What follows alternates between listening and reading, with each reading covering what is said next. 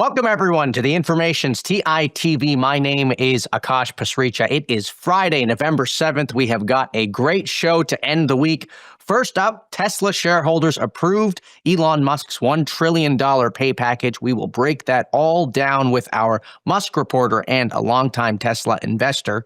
We're also talking to Affirm's CFO about the company's big quarter. It reported last night. Shares were rising this morning on the print. I'm also catching up with our VC reporter, Natasha Mascarenas, after a big week of news in venture capital land. And finally, it is the last day of TI 50 week here on the show. We're bringing on the CEO and CTO of Terra AI, a mine discovery firm that made our list of the 50 most promising startups of 2025. There is a lot to get to, and so let's get right on into it. Elon Musk's pay package was approved last night by Tesla shareholders by stunning proportions. Over 75% of them voted in favor of the $1 trillion pay package. Elon Musk's pay has been one of the most contentious parts of the Tesla story over the past few years. And so I want to bring on some folks who have been following it very closely. Ross Gerber is president and CEO of Gerber Kawasaki. Theo Waite is our reporter on all things Elon Musk. Welcome to you both. It's great to have you here on the show. Thanks. So, Ross, let's start with you. Were you surprised by the vote last night? What was your reaction?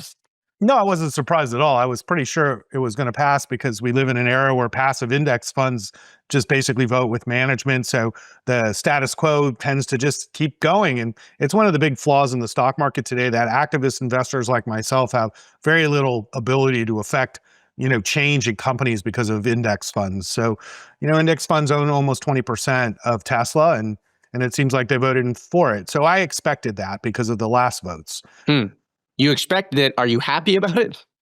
Yeah, I'm fine with it. I don't think the other outcome, they basically blackmailed the shareholders and said, if you don't pass this, he's going to leave. And certainly the stock would drop in half if he left. So, most of the value of Tesla is basically Elon hope in the valuation. So you've got a, $200 stock, maybe $150 stock for the core business, and then maybe $300 worth of, Elon in that stock price. So him leaving would have been very costly.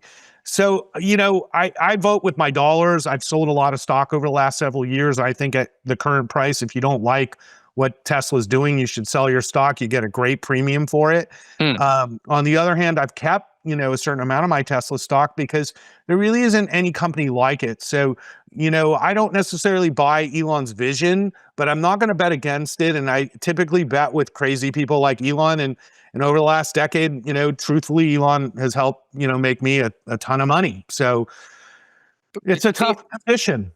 See, I want to come to you, but just to stick on this point, Ross, I mean, you talked about the breakdown of the share price. $300 of it right now is the Elon factor, and yet you're saying you don't necessarily buy into Elon's vision, but you still hold the stock. How help me square these two things? Well, as I said, I bet with crazy people a lot. I've made a lot of money like in Bitcoin early on because these crazy guys came and pitched me on it when it was $500, and they're still crazy guys, like Roger Ver and Brock, Pierce and these kind of people. And I just bet $5,000 on Bitcoin back then and bought these 10 Bitcoin, and boy, that worked out.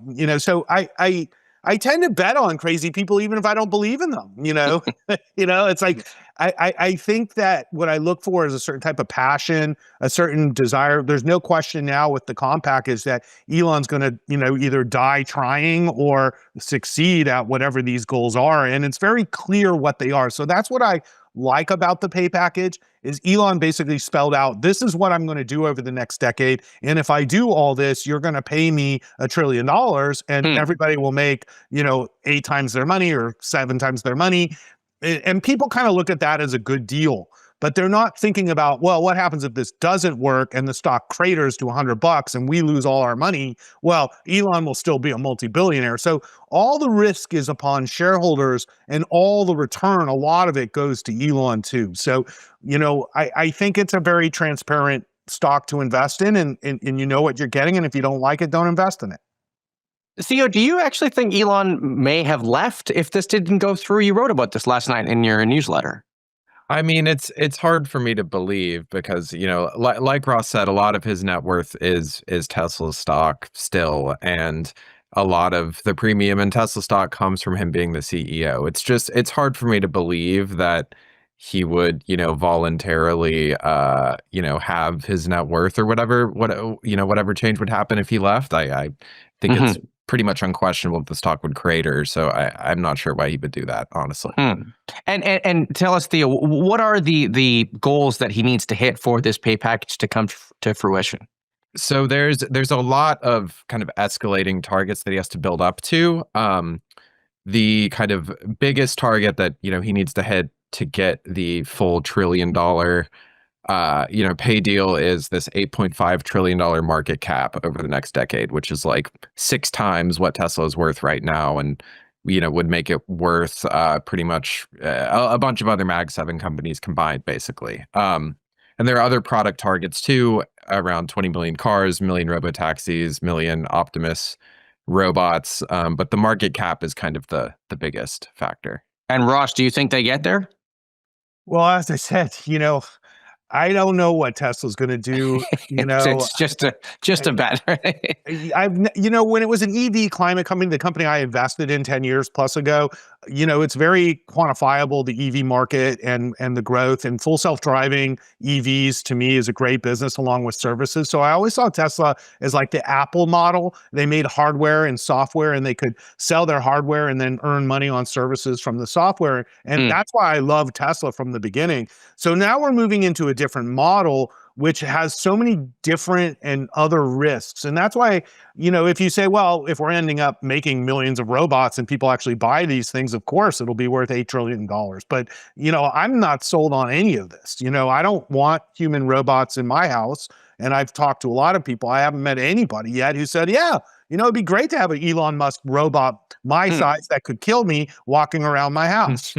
So I love this debate. I've been doing it at every dinner that I go to now. It's like, do you see like human robots walking around your house in the next 10 years? And most people are like horrified by this idea. And I think actually the trend is I want less technology in my life, not more.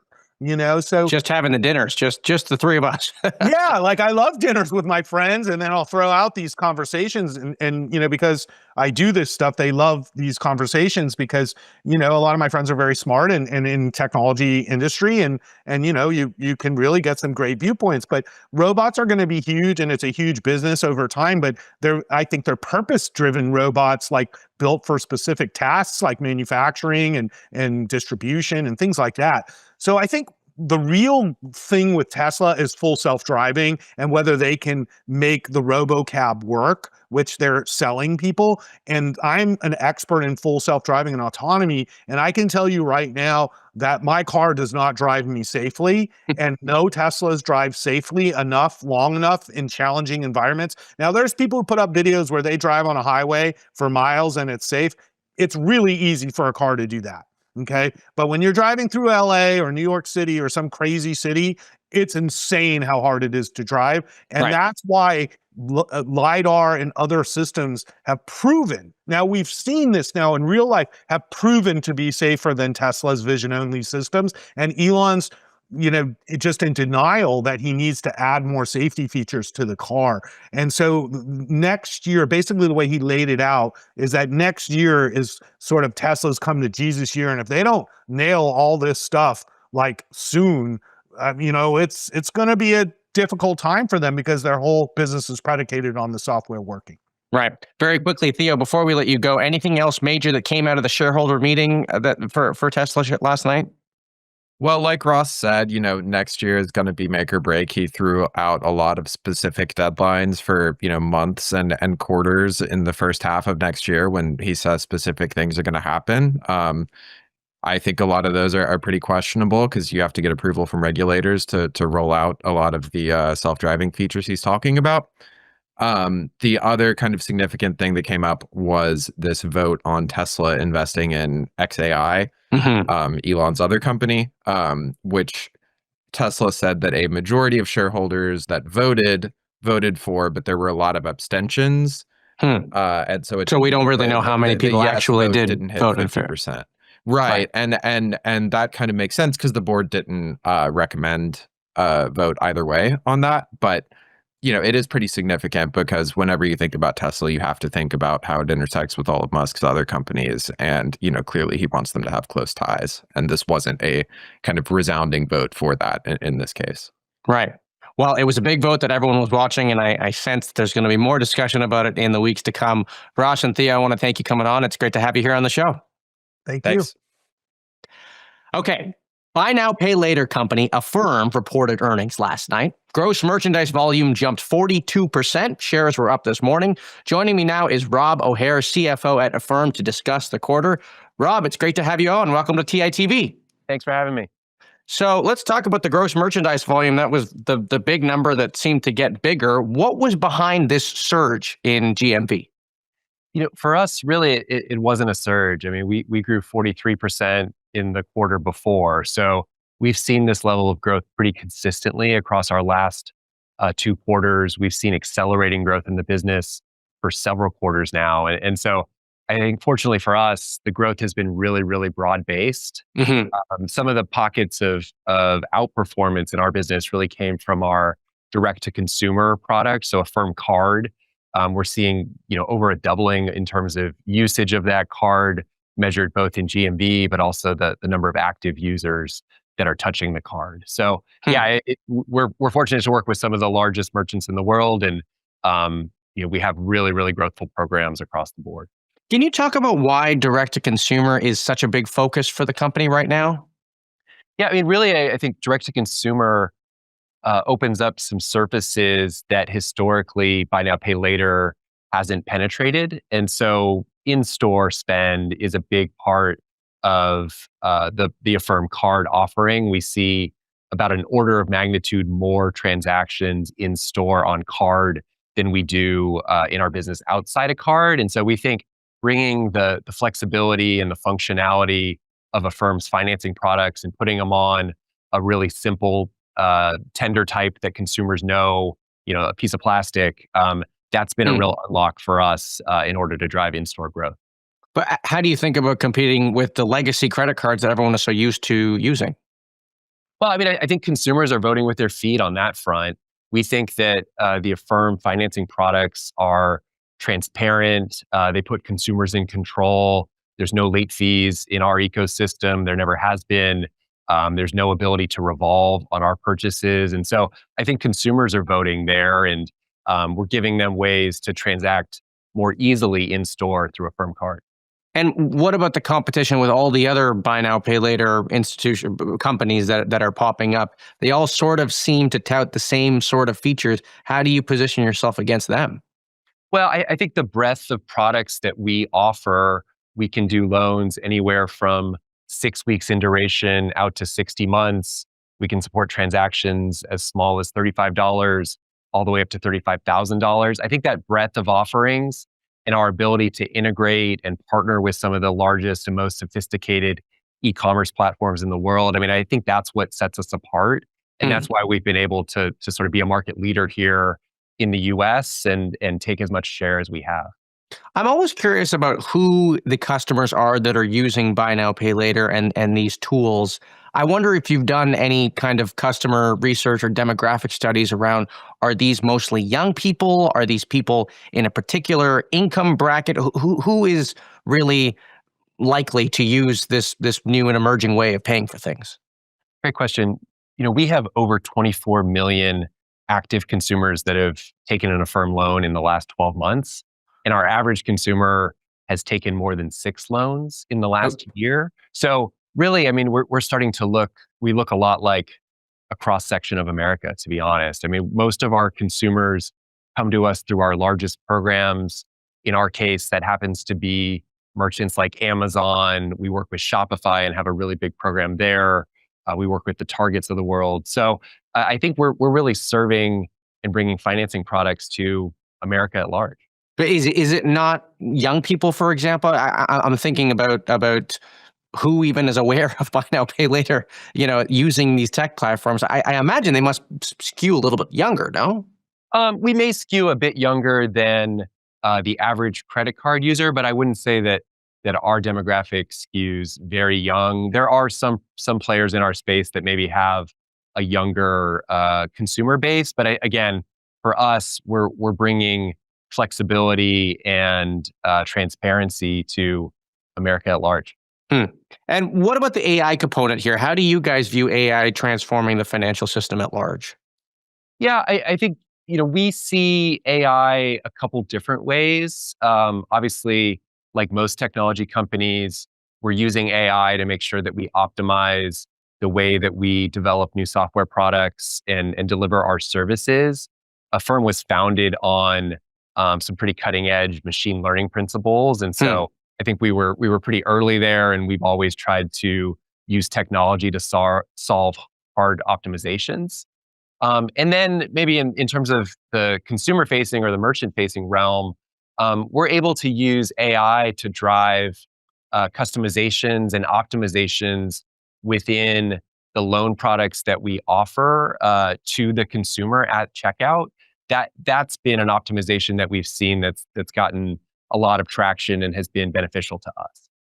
Have you been able to quantify the impact of that on your business in terms of dollars? We haven't. I mean, but with our base, I mean, we've done roughly $40 billion over the last year of GMV.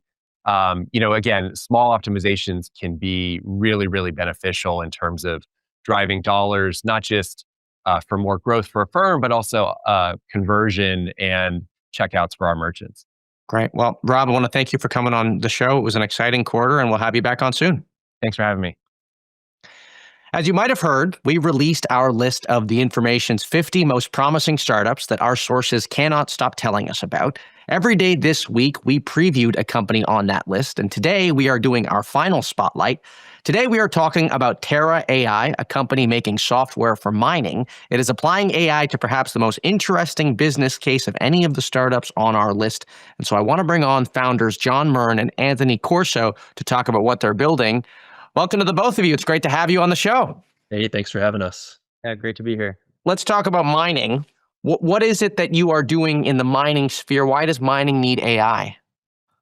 Mining needs AI because AI needs mining is kind of the short and pithy answer. If you look at AI, That part I want to hear, the AI hearing mining part, but keep going. yeah, well, I mean, AI, long story short, the world needs more metals. We need more copper, lithium, gold, et cetera, to do things like data center expansion for AI. But the methodologies that the mining industry has been using to find all those materials and bring them to market have started to fail in the recent past because things are getting deeper, harder to find, and harder to measure.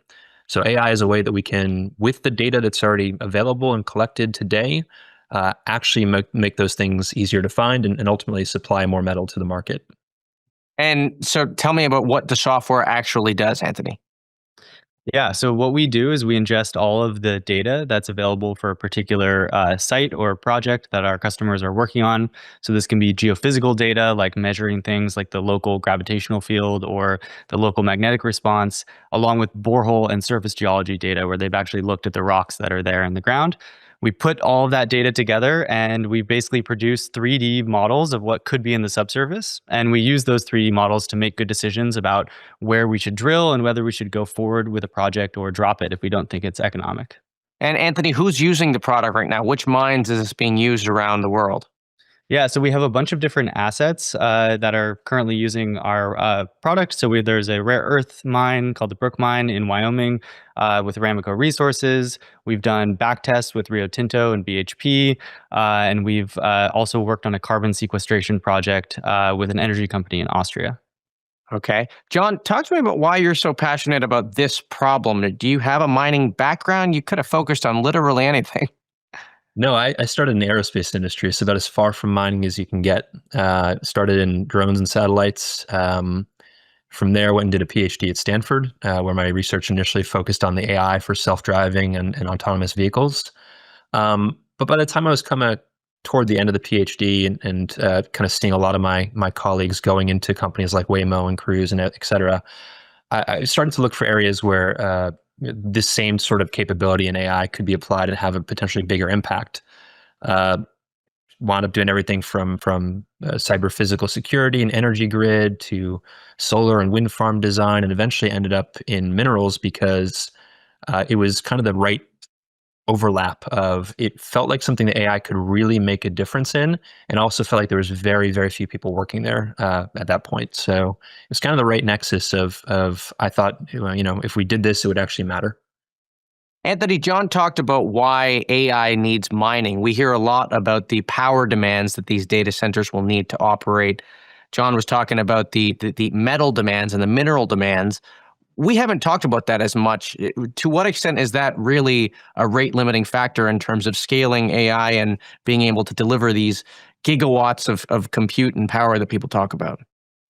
Yeah, it's definitely a limiting factor. So I think the figure is something like each new large data center would use roughly 3% of the US's annual copper output, and we have hundreds of such data centers planned. And so there just really isn't going to be enough metal on the current trajectory of our resource development to build all the data centers that we want over the next 10 years, and let alone supply all of the new clean power and everything that's going to power them. But there is a finite amount of mineral and metal, right? The way that energy we've leaned towards renewables. What is the equivalent with metals and mining? Because there is a finite amount of it. There is a finite amount of it, but there is a lot of it. It's just that the main limiting step right now is that it is difficult to find. So up until about 10 or 15 years ago, almost every major deposit that was found had some sort of surface expression, meaning you could actually stumble across it if you were walking around on the ground. Those deposits have largely been found and mined out. And so what's left are things that are undercover, so we can't see them directly, which makes them much harder to find. But there's lots of copper there. So there's no threat of running out of this resource anytime soon. Not anytime soon. Okay. John, talk to me about what the biggest challenge is right now for you scaling your business as you're working with these mine companies that I imagine have these large digital transformation projects going on. I've actually, I've heard it's slow, right? Yeah, no, it is, but I think it's slow, but it's getting faster in our view, and definitely in our experience. So we've got the big mining companies that have been kind of leading the way in digitization and modernization of data, which is great, and they're kind of setting the tone and the standard for a lot of the smaller companies to follow suit. But at the same time, you have the smaller junior companies that produce about 70% of all global discoveries. So they're very, very important, but very small. So they've gotten a lot more creative and a lot more engaged with tech, from AI to new sensor modes and everything in between. So the biggest challenge is shifting away from a cultural one on the mining side, and I think into a very practical one of mining projects take time, regardless of how fast we enable the understanding and how much we accelerate the data side of things. Permitting, drilling, and just digging holes takes time. Assaying chemical data takes time. Mm-hmm. And the industry is only set up to process that data and run those ops at a certain speed that was, being fed or driven by the rate of operations in the past. So I think we're going to hit a bottleneck here of how much we can deploy just because of the speed of actual field operations and how much we can kind of accumulate those kind of results that we want to see. But ultimately, that's going to drive the industry to move faster. If you see that the more we actually drill, the more we're adding copper and the more we're discovering things, it's going to drill faster. I think one of the reasons why it's been so slow in the past is, for every dollar we spend on a discovery, we probably spend 4 or 5 on things that don't pan out. So right. Yeah. Great. Well, congrats on making the list to the two of you. We appreciate it, and we'll have you back on soon. Thanks so much for having me. Thanks so much. It was a busy week for venture capital news. Sequoia, of course, had its leadership change, but there were also a few more developments around new funds and more personnel changes in the sector that my colleague Natasha Mascarenas got into in her Dealmaker column last night. I want to bring her on to talk all about it. Natasha, happy Friday. How you doing? Happy Friday. I'm so just happy it's Friday. I know. Gosh, it was a busy week in VC land. Yes, indeed. Historic news with, like you said, Roelof Botha stepping down from Sequoia Capital. That's the big conversation this week. Well, that's the big conversation, but you had an interesting newsletter last night that I want to get into. You talked about the heightened competition for the Series A, and you follow the sector a lot more closely than I do. I didn't know the Series A was already the battleground for venture capitalists. And it's getting harder. Tell us about, is this all AI? What's going on here? Yeah, as usual, AI is the trend that is pulling this forward. But the best way to think of it is funding rounds used to happen every year or two. And now, time and time again, funding rounds are happening within months of each other. It's actually not uncommon for us to report on a funding round and then to get a tip, even a day or two after saying there was more demand and investors are actually crowding in at an even higher valuation. So Series A has become an even more competitive space because it is that round where you can ideally, if you can play your cards right, get the best of both worlds. Your dollars can go farther for a bigger stake in a company. You can get a board seat, but you also, have a little traction to pay attention to. And maybe you're not putting in 100 million for a, fraction of a stake like you would in the later stages. And so I'm seeing that show up a lot more. And I'm seeing later stage investors spend a lot more time there with their deeper checkbooks too. Did you talk to folks at the WTF summit about this? I did. I talked to them about the compressed timelines. And so I talked to BCV's Merritt Hummer about making an investment in a Series B in 7 days. And what she said is they have to do a lot of pre-work around the business, which I think is very true. But if you think about that getting earlier and earlier, I mean, that's even less data to go off of. And so as much as folks are putting together decks proactively to diligence some of these deals, my follow-up question to the Series A getting more competitive is, should we be even calling it a Series A if it, maybe still has the traction or explanation of a pre-seed or seed round? Right, because stuff like board seats and stuff like that, the game is changing, as you talked about. I wonder if this connects at all to another story we published. We talked about Crusoe and the secondary sales that have been very active for that company in particular. Are the two related? Are these part of the same story? Yeah, I mean, while I don't know exactly why investors are participating in that deal, what's driving that group, I would say it is connected in the sense that investors are looking for ways to put their ownership in their best bets. Crusoe's a perfect example. It announced around just a few weeks ago at around a 10 billion valuation. And now employees are selling some of their shares at a valuation 30% higher, around 13 billion. And so investors buying in, assuming that there are some existing investors there, are looking to beef up their stakes. We've seen the same thing happen with OpenAI. About 10 billion in employee shares have been sold to existing investors. And so, yeah, it all fits into this idea that investors are trying to beef up their own ownership when there is so much competition around deals. And it can be a matter of days that you have to pay a 30% markup on that stake, which is absolutely a new phenomenon thanks to AI. Now, in the second half of your newsletter last night, which is typically where people hide the stuff that they don't want anyone to, well, the stuff that really, it gets pushed down, but it's really, in some cases, the most interesting news. You had what we call scooplets. I call them scoops. It was a bunch of exclusive reporting that you did. You reported that Altimeter is raising a $1.5 billion growth fund. You also reported that a number of people are leaving their venture funds. We're talking about Craft Ventures. We're talking about Coastal Ventures. But I mean, it's less to do with those funds. It's more about this trend of people going it on their own and starting funds themselves. Is it kind of a historic moment for that? Have this always been happening? What's going on here? It is the number one theme that venture capital firms have been grappling with this year. There has been a historic amount of stories that I've done around folks leaving their venture firms to do their own thing. In this case, Altimeter, Brian Rosenblatt from Craft Ventures, as well as Coastal Ventures, partner leaving. They're all approaching different parts of the market, which I think is really interesting. And broadly speaking, the reason people are leaving is either funds are struggling to raise more capital, the partnership needs to flatten out the structure and have just the highest hitters there. In other cases, people are starting to disagree with the strategy and how they're approaching this AI moment. Maybe they think they're not taking enough big swings. Maybe they think they're taking too many big swings. So in both cases, it's a change in guard. And I mean, in the case of Brian Rosenblatt from Craft Ventures, it's a very specific, I would say it's a very clear change. Craft Ventures is focusing more on later stage investments, and Brian's leaving as someone who's focused on early stage investments, and I understand going to be working on them at his new fund. So in some cases, a pretty simple story, but I think really indicative of where venture is right now, which is it's changing a lot about the way its decisions are made. Well, selfishly, I kind of like it when they leave their funds because when they go it on their own, they're more likely to come on the show and talk about it. And so personally, I'm very excited about it. And the more the merrier is what I I always feel say. the same way. Well, thanks for coming on the show, Natasha. I know it's a busy week and I know you've got some reporting to do, so I'll let you get back to it. That is Natasha Mascarenhas, our venture capital reporter here at The Information.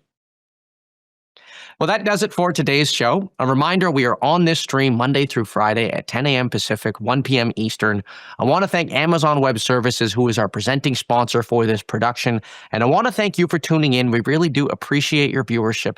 I am already excited for our next show on Monday. Have a great weekend. Bye-bye for now.